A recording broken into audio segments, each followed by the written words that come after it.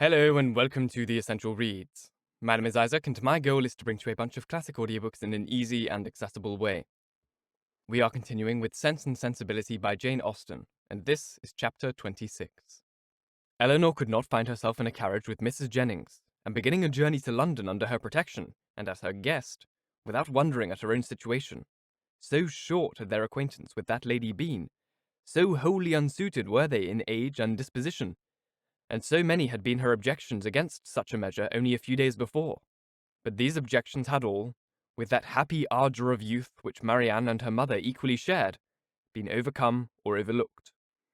And Elanor, in spite of every occasional doubt of Willoughby's constancy, could not witness the rapture of delightful expectation which filled the whole soul and beamed in the eyes of Marianne, without feeling how blank was her own prospect, how cheerless her own state of mind in the comparison, and how gladly she would engage in the solicitude of Marianne's situation to have the same animating object in view, the same possibility of hope. A very short time, however, must now decide what Willoughby's intentions were. In all probability, he was already in town. Marianne's eagerness to be gone declared her dependence on finding him there, and Elanor was now resolved not only upon gaining every new light as to his character which her own observation or the intelligence of others could give her, but likewise upon watching his behaviour to her sister with such zealous attention as to ascertain what he was, and what he meant, before many meetings had taken place. Should the result of her observations be unfavourable, she was determined, at all events, to open the eyes of her sister. Should it be otherwise, her exertations would be of a different nature. She must then learn to avoid every selfish comparison, and banish every regret which might lessen her satisfaction in the happiness of Marianne. They were 3 days on their journey, and Marianne's behaviour, as they travelled, was a happy specimen of what her future complaisance and companionableness to Mrs. Jennings might be expected to be. She sat in silence almost all the way, wrapped in her own meditations, and scarcely ever voluntarily speaking, except when an object of picturesque beauty within their view drew from her an exclamation of delight exclusively addressed to her sister. To atone for this conduct, therefore, Elanor took immediate possession of the post of civility which she had assigned herself, behaved with the greatest attention to Mrs. Jennings, talked with her, laughed with her, and listened to her whenever she could.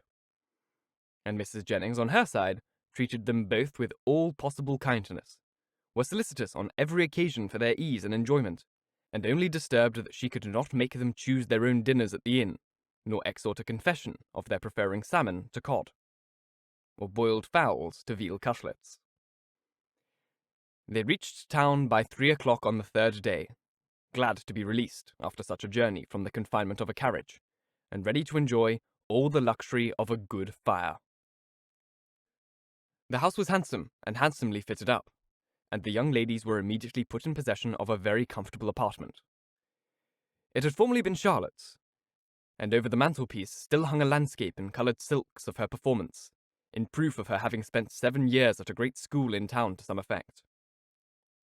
As dinner was not to be ready in less than 2 hours from their arrival, Elanor determined to employ the interval in writing to her mother, and sat down for that purpose. In a few moments Marianne did the same.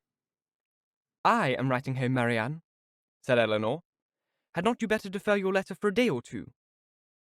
"I'm not going to write my mother," replied Marianne hastily, and as if wishing to avoid any further inquiry. Elanor said no more. It immediately struck her that she must then be writing to Willoughby, and the conclusion which as instantly followed was, that, however mysterious they might wish to conduct the affair, they must be engaged. This conviction, though not entirely satisfactory, gave her pleasure, and she continued her letter with greater alacrity. Marianne's was finished in a very few minutes. In length it could be no more than a note. It was then folded up, sealed, and directed with eager rapidity. Elanor thought she could distinguish a large W in the direction, and no sooner was it complete than Marianne, ringing the bell, requested the footman who answered it to get that letter conveyed to her to the twopenny post. This decided the matter at once. Her spirits still continued very high, but there was a flutter in them which prevented their giving much pleasure to her sister, and this agitation increased as the evening drew on. She could scarcely eat any dinner, and when they afterwards returned to the drawing-room, seemed anxiously listening to the sound of every carriage. It was a great satisfaction to Elanor that Mrs. Jennings, by being much engaged in her own room, could see little of what was passing. The tea-things were brought in, and already had Marianne been disappointed more than once by a rap at a neighbouring door, when a loud one was suddenly heard which could not be mistaken for one at any other house. Elanor felt secure of its announcing Willoughby's approach, and Marianne, starting up, moved towards the door. Everything was silent. This could not be borne many seconds. She opened the door, advanced a few steps towards the stairs, and, after listening half a minute, returned into the room all the agitation which a conviction of having heard him would naturally produce. In the ecstasy of her feelings at that instant, she could not help exclaiming, "Oh, Elanor, it is Willoughby! Indeed it is!" and seemed almost ready to throw herself into his arms, when Colonel Brandon appeared. It was too great a shock to be borne with calmness, and she immediately left the room.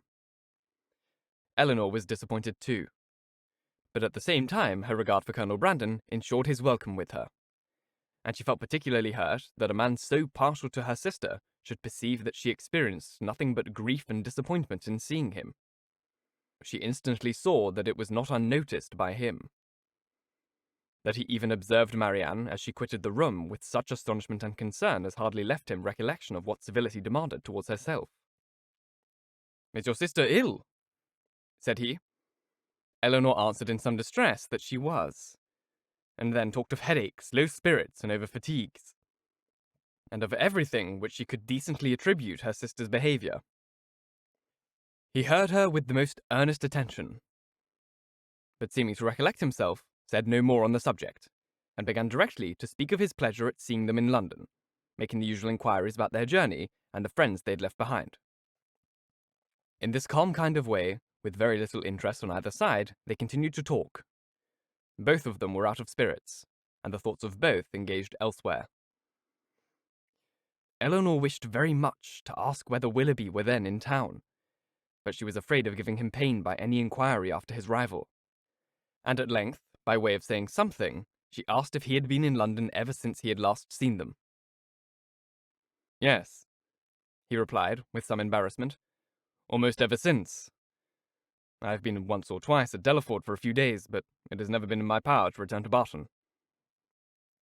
This, and the manner in which it was said, immediately brought back to her remembrance all the circumstances of his quitting that place, with the uneasiness and suspicions they had caused to Mrs. Jennings, and she was fearful that her question had implied much more curiosity on the subject than she had ever felt. Mrs. Jennings soon came in. "Oh, Colonel," said she with her usual noisy cheerfulness, "I'm monstrous glad to see you. Sorry I could not come before. Beg your pardon. But I have been forced to look about me a little, and settle my matters, for it is a long while since I have been at home, and you know one always has a world of little odd things to do after one has been away for any time. And then I have had Cartwright to settle with. Lord, I have been as busy as ever since dinner.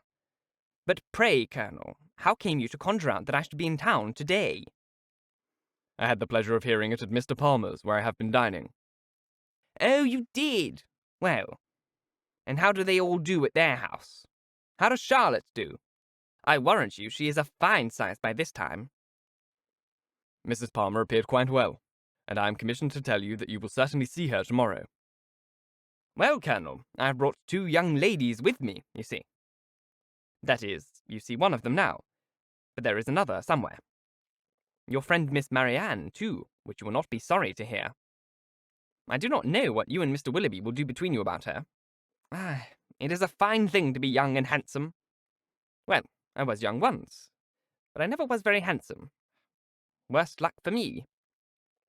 However, I got a very good husband, and I don't know what the greatest beauty can do more. Ah, poor man, poor man. He's been dead these 8 years and better. But, Colonel, where have you been since we parted? And how does your business go on? Come, let us have no secrets among friends."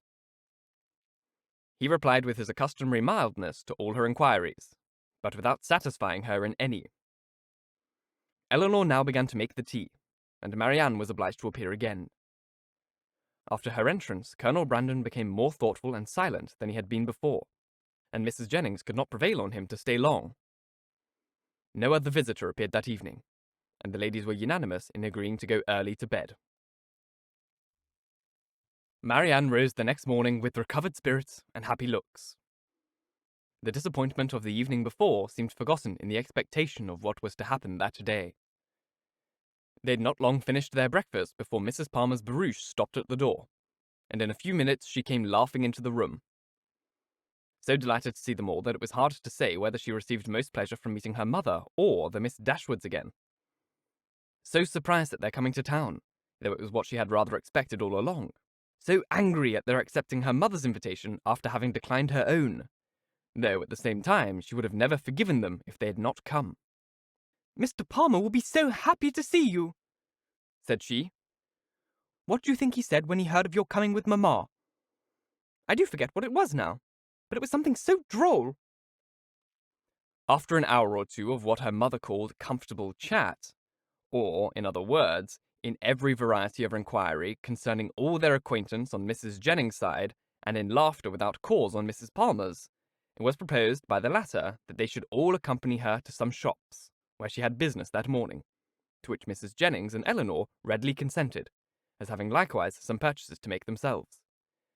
And Marianne, though declining at first, was induced to go likewise. Wherever they went, she was evidently always on the watch. In Bond Street especially, where much of their business lay, her eyes were in constant inquiry. And in whatever shops the party were engaged, her mind was equally abstracted from everything actually before them, from all that interested and occupied the others. Restless and dissatisfied everywhere, her sister could never obtain her opinion of any article of purchase, however it might equally concern them both.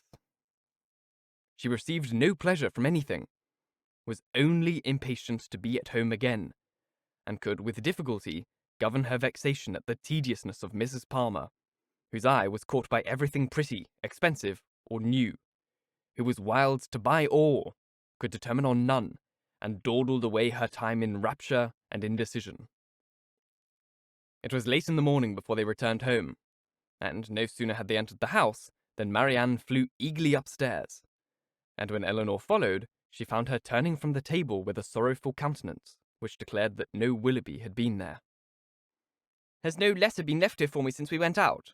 she said to the footman, who then entered with the parcels. She was answered in the negative. "Are you quite sure of it?" she answered. "Are you certain that no servant, no porter, has left any letter or note?" The man replied that none had. "How very odd," she said in a low and disappointed voice, as she turned away to the window. "How odd indeed," repeated Elanor within herself, regarding her sister with uneasiness. "If she had not known him to be in town, she would not have written to him as she did. She would have written to Combe Magna. And if he is in town, how odd that he should neither come nor write. Oh, my dear mother, you must be wrong in permitting an engagement between a daughter so young and a man so little known to be carried on in so doubtful, so mysterious a manner. I long to inquire, but how will my interference be borne?" She determined, after some consideration, that if appearances continued many days longer as unpleasant as they now were, she would represent in the strongest manner to her mother the necessity of some serious inquiry into the affair. Mrs. Palmer and two elderly ladies of Mrs. Jennings' intimate acquaintance, whom she had met and invited in the morning, dined with them. The former left them soon after tea to fulfill her evening's engagements, and Elanor was obliged to assist in making a whist table for the others. Marianne was of no use on these occasions, as she would never learn the game. But though her time was therefore at her own disposal, the evening was by no means more productive of pleasure to her than to Elanor, for it was spent in all the anxiety of expectation, and the pain of disappointment. She sometimes endeavoured for a few minutes to read, but the book was soon thrown aside, and she returned to the more interesting employment of walking backwards and forwards across the room, pausing for a moment whenever she came to the window, in hopes of distinguishing the long-expected rap. Thank you so very much for listening. If you enjoyed, please like, comment, share, all that jazz. And if you really enjoyed, do subscribe, because there is more to come. If you're listening on podcasts, please leave a review, as it helps get this in front of as many people as possible, and reading your reviews really, really makes my day. If you want to support the show further, there is a Ko-Fi link just here on screen, or you can find the same link in the description box, which is just like a link to support me. It's just like a donation thing that you can do. You can also do a direct donation on YouTube if you're watching there. It really, really means the world to me. It helps me out tons. Once again, thank you so very much for listening, and until next time, bye-bye.